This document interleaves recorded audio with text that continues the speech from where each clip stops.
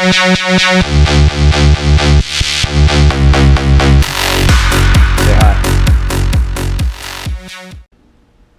guys, what is up?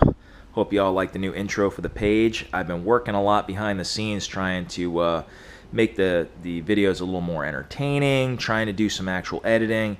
And with any luck this Christmas, Rob will be getting some good Adobe video editing software. So hopefully we'll start making some better videos here. I've also gotten myself an upgraded helmet, and I'm going to start mounting the GoPro on the helmet so I can do some action vlogs while I'm on the bike. But that's what this video is about. My latest toy, a 2012 GSXR 750. Got the bike just a couple weeks ago. It's a 2012, only had 600 miles on it, and there's a story behind that. Basically, the guy I got it from, he owns a racing shop, all race bikes. That's all he builds. He bought the bike brand new in the crate, and he was going to turn it into a full-on race bike right out of the box, right from the get-go. But that same week, he ended up getting a sponsorship from Yamaha, and so this bike just sat brand new in the crate in his shop, and I guess I'd love to have his kind of problems. He was just so busy, he forgot he had it. So recently, he remembered he had the thing. He threw it together, put a couple of parade laps on it at the local track, and he went ahead and put it up for sale. That's when I came across it. I come across the weirdest deals, but this was definitely one of them. So it's all stock. Well, it's not totally. I did a couple of things to it since I got it, but that's what we'll start getting into on this bike. Some of the stuff I'm going to mod on it. I did not get a video of me installing the Shogun no-cut frame sliders because I was just in such a rush to get them on. I hate having a bike without frame sliders, even for a minute, because I'm always afraid, God forbid, something happens, you take out $2,000 worth of fairings. I always find things happen in threes when it comes to buying and selling. I go on Craigslist and there'll be a specific type of bike, one that's not common, and all of a sudden there'll be like 3 or 4 of them for sale at the same time. And then you won't see them again forever. This particular bike, there was 3 of them for sale at the exact same time. This one with only 600 miles on it, one with 1,250 miles on it, and another one that had like 3,500. Prices varied not by that much, just a tiny bit. So, being that they were all kind of half price from what they were new, just to give a ballpark figure, I went and looked at the 3,500 mile one first. It was about an hour away. And it looked perfect in the pictures. When I got to go look at it, the thing was trashed on both sides. No frame sliders. Guy's like, oh man, no, it wasn't dropped. I mean, I dropped it, but in the garage, not, at a roll. I'm like, okay, that's still a drop. This side was completely shredded. It was shredded back here. I mean, it just never showed up in the pictures. Either that or it was old pictures, Then I came over to this side, and I'm looking, and this side's trash. He's got a big blob of look like crappy, touch-up paint over here. This was all scratched. And, he was missing his bar end on the left side. And I'm like, what's the deal, man? Oh, I dropped it once while moving it in the garage, and then I dropped it again. I go, so you dropped it on both sides. So you dropped it once with no frame sliders. Then you didn't learn your lesson and didn't spend $100 and dropped it again on the other side and trashed the other side. So I'm like, that's no bueno. That's not happening. So that was my first order of business, and that's why I didn't bother taping it. The bike is great, man. I mean, I love this thing.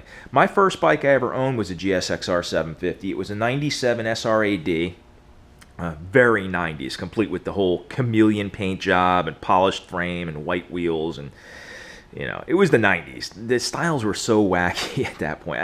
People must look back at the 90s like, older people look back at the 70s. It's just like, what the hell were we thinking?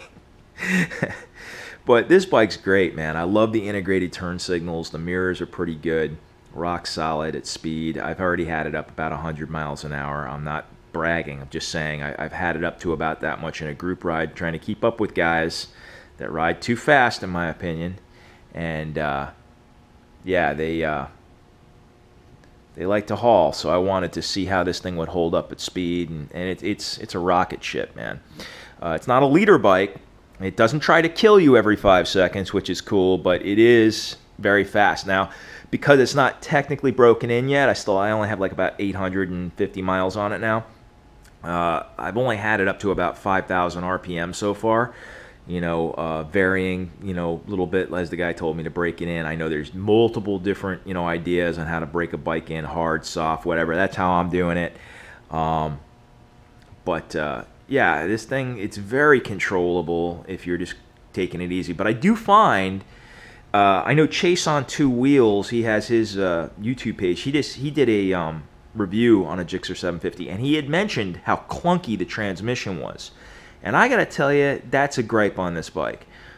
And coming from that Harley Sportster I had, anybody who's ever ridden a Harley, man, you put that thing in gear and it's like clank. I mean, that thing is, it's in gear. Boom! But it's a Harley. You expect that farm tractor kind of, technology in bikes, But this thing, it's pretty clunky. And not just putting it into first out of neutral, but if you don't shift higher up in the rev band, it's clunky shifting. You get up higher in the rev band, up around 5,000, and it shifts a lot smoother. But if you're not up in, around 5,000 RPM, you're just like dogging it. It just chugs, and it's hard shifting. It's clunky. But that, and the only other gripe that I have, and this is a real gripe for me. Any of you guys have never looked at one of these. Every sport bike today, I'm pretty sure every sport bike being made today has this cool little trigger switch on the left side here for passing. It's a little high beam flicker here. Well, this bike has one, but that's not the high beam flicker. That's not your pass button. This is your mode selector. And then the pass button is you got to push down here. Well, what's happening is I naturally find myself grabbing the mode selector to flick when I'm, coming up on an intersection with a guy staging the turn in front of me. And this thing, I never can hit it naturally. I know just with practice, with time, I'll find it easier, but still, it's like, why would you make this the mode button when everybody who's ever ridden a sport bike is used to clicking it here, and then put it here, and then put the mode selector there? So I'm switching modes by accident, which I guess would be the next thing I should probably mention, but that's a gripe for me. Put the pass switch where it belongs. You should put the mode switch up here, or put another one here. I mean, there's plenty of real estate here. Put a little mode switch here or something.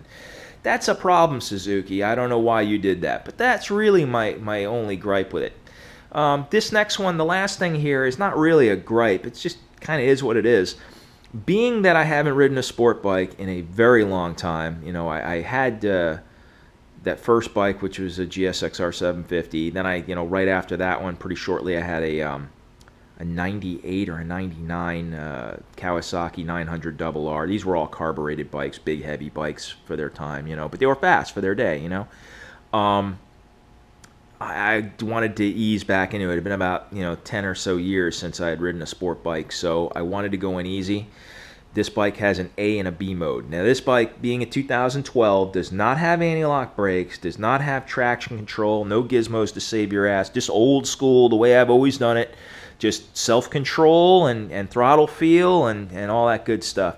I may put a quick shifter on it at some point just because people are really rousing me, oh man, once you have it, you'll love it, this and that. I'm like, yeah, but that kind of makes you lazy, doesn't it? Shouldn't you learn the feel of the clutch and the gears and stuff on the bike as is first? I don't know. Maybe I might put one of those on at some point, but not for a while yet. The A and B mode, that's all it really has on it, is A and a B mode. It starts off automatically every time in B mode, and I kept it there when I first got the bike because, I just wanted to go easy because I didn't know what the bike's performance level was, and I was just breaking it in and just wanted to get a feel for it. But what I find is the bike was running a little, just, I don't want to say rough, it just, I don't know, it didn't feel smooth. It didn't feel buttery smooth like a modern Japanese performance motorcycle should. So one day I said, screw it, and I popped it into A mode to feel it, and it's just every bit as controllable, at least at the lower RPM range where I've been riding. I'm sure that'll all change once you get into the power band, but for my cruising that I'm doing generally around the streets here, it felt exactly the same power-wise, but a lot smoother. So I'm like, man, had I known that, I would have been riding in A mode all this time. But the problem is you have to literally put it in A mode every time when you start it, otherwise it starts off in B mode. And again, not a big deal, but it is what it is. The bike did have a clutch position sensor issue that the guy who sold it to me did take care of. I'll throw him a shout out, TT Motorsports in Pompano Beach. Tony Montenegro over there, he's a good guy. He did what he said he was going to do. He's always very, very busy over there. He's one of those guys you kind of have to chase him down a little bit. But he said he was going to fix it. He fixed it. He stood by the bike and all that good stuff. So he had the part in stock. Literally only took him 20 minutes to swap it out and fix it. It was throwing an FI code light, which I thought was fuel injection. I'm like, okay, the bike's only got 600 miles on a 2012. Maybe there was bad fuel in or something like that. I don't know. It ran smooth under power, but what would happen is if I came off throttle too quickly down to idle, it would stall. If I revved it, went to idle, stall. Not every time, but pretty much almost every time. But that's all fixed now. I love having a gear selector display here. That is awesome. A gear position display I've never had one of those before. I gotta say, I like it. I'm digging it. I mean, I'm not gonna lie, it would be kind of cool to have some kind of the little bar fuel gauge or something, but that's really me nitpicking. This thing, I like having the gear position display. That's really cool. The tack is absolutely awesome. Just total Gixxer style, but I love it. Big, nice, large display for speed and all that. It's a good thing, and I love the integrated shift light here. I haven't used it yet, obviously. I'm still breaking it, but I've seen videos of people that have set in it and using it. And it looks really cool. I like it. I know it's kind of cheeseball to some people, but I like this carbon fiber look plastic on here. I kind of dig it. It's got an actual feel to it and stuff. It's got a texture. I know they make a cover here that instead of the seat pad that matches that, but I don't care. Whatever, What else? Put a little sock on my shifter boot there to protect my sneakers. I know I shouldn't be riding in sneakers, but I do. I'm not sure I'm going to change this just yet. I think that's $100 for this thing could be spent better in other places. I don't think it's that hideous. I think I would be better served spending that $100, towards an exhaust. Now, here's another thing. This is a stock exhaust, but it's a titanium exhaust, and it sounds pretty good, I think. As far as stock exhausts go, I know it's not super loud and all that, but it sounds pretty good. It does not sound bad at all. It's certainly not quiet. It's not loud, but it's not quiet. It's pretty smooth sounding, too. I'm kind of digging it, but it is kind of bulky looking. I think I'm going to go with an M4 just because I like that black, cropped look down tight there. They even have a carbon fiber, would go nicely with this stuff, cover, heat shield for it. So that would be kind of cool. The exhaust itself, the slip-on's like $250, I think, and then it's $100 they get for the carbon fiber cover. But I think that would make a better statement than, just $100 for a stupid little delete on that. I mean, I'll get to it eventually, but whatever. I've also seen them where they take they do the plate relocator and also take the passenger, accoutrement off there, and it gives it such a clean look. But that's also with the exhaust done. Do the exhaust, the M4 cropped, get rid of the passenger pegs. I put insurance on this bike here in South Florida, and one of the questions Allstate had for me was, are you going to have a passenger on the bike? And I said, well, I've taken passengers before, but I've never really run insurance on a bike. I know that's bad, but I haven't. I've been running without insurance. Stupid, I know, but I have insurance now. So I go, yeah, I take one every now and then. The yearly insurance doubled for having a passenger. I'm like, holy crap, dude. That's, wow. No, I don't I don't think I want to do that. Because I don't take a passenger very often. My wife is very hesitant to get on a bike, period, and I don't think she's going to get on this. She went on the Harley once. I don't think she's going to get on this, but, I was like, all right, so how does that work? They go, well, if you get in an accident, God forbid, your passenger's health insurance will cover them. I go, but what if they don't have health insurance? This is, you can't always count on that. What if they have health insurance and they decide they don't want to go through it? What if they decide you're at fault and they sue you? You know, not that my wife would. You know what I'm saying? You know what I'm getting at. So I was like, okay, no, I don't need passenger insurance. It's not that big a deal. So I said, all right, we'll not do that. So since I don't have insurance to carry a passenger anyways, I don't think it'll be a big deal to remove the... It's only like Allen keys, I think, down here. Comes off pretty easy. Allen bolts or... No, are they? Yeah, they are. Star drive, whatever. Those will come right off, and the bike will look super clean once I get rid of all that. The other thing, this bike's got a blue frame that kind of ties into the paint on the fairing here. I don't know if you can see it in this light, but that's kind of cool too. It's black back here, the subframe's black, but this is blue, and the swing arm's blue, and it all matches, and it all ties in. It's pretty bitchin', man, and I think Suzuki's the only one who's done that, and I think they only did it on this, you know, like this bike, on like this run of this style bike. I don't think they did it on any of the future models. Maybe see it better in this light. I'm going to move around a little bit, see if we can get a shot of it. But yeah, so this is my new toy. This is what I'm going to be modding now. Since I did redo the garage, I'm still working on the floor and stuff in here. But I, put in all the shelving. I got rid of that workbench that was always covered with junk and just really cleaned the place up, tidied it up a little bit. So I didn't want to jump into another car project for a while because they're expensive, they take a long time to do, and they make a big mess. A lot of odors somehow leach into the house from the garage, and figured I'd give my wife a break. So we're going to do motorcycles here for a little bit. And of course, the kart. I can't tell you how much I love that thing. We just have a damn blast with that thing. We took it out for Halloween. We decorated it all up with cobwebs and crap and put Halloween pumpkins all light up on it. Had a blast with it. But this is what we're going to be playing with for now. And it's going to be a lot of fun. And now that I've got myself set up with a proper helmet and a GoPro mount so I can actually mount the camera on the bike and do some vlogging, we'll do that. And we'll do some flog and vlog. Sounds dirty. We'll flog the bike a little, and fair warning, I'm not, one of these stunt guys. I don't think my riding's going to be nearly as entertaining as some of these other guys. I don't pop wheelies or any of that. I'd have to learn how to do that, which, I don't rule it out, but I don't know how to do it at the moment. So, you won't be seeing any of that. But if you're interested in this bike, you're looking at one of these used, you're interested in it, you want to know more about it, from my standpoint, because this bike is new as it sits now, I'll give you my ins and outs on it and what I feel and what I think. Oh, another mod coming up. I don't know when I'm going to get to it. Let me close this mess over here. But I got these. These are billet. They're made by Apex. There's the logo there. 4-inch adjustable clip-on riser bars.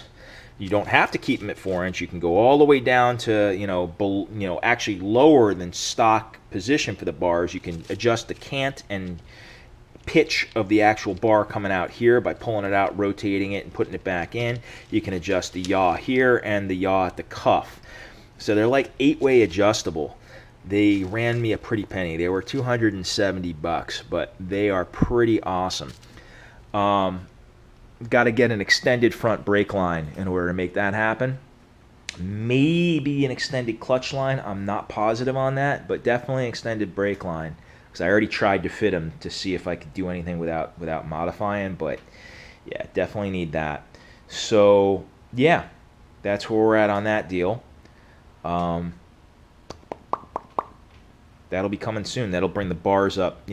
When we do these long rides, the group of guys I ride with, sometimes they do 100, 150, 200 miles in a day, and most of it's going to be on the highway. And I live in Florida here, so there's no twisties here. Everything's just straight shots. Straight shots, cruising at high speeds and stuff like that. It would be nice to have the option that if I want to tuck, I can tuck down on it, laying on the tank. But if I want to, be more upright and cruise and be more comfortable, I can have those bars all the way up. Real quick trial and error when I first got the bike. I'm 6'1", 6'2", somewhere in that ballpark. My first inclination when I got the bike was to drop the pegs down to the lower position. I mean, you can go back at this height, or you can go lower at this position forward. And thinking, oh yeah, well, I should definitely move them down to the lower position. That was my initial thought. It was a mistake. It took my knees out of the appropriate nook in the tank to hold my weight off my wrists. I dropped it down, and it just didn't feel right. My knees were like in this plastic area here. They weren't in the right spot.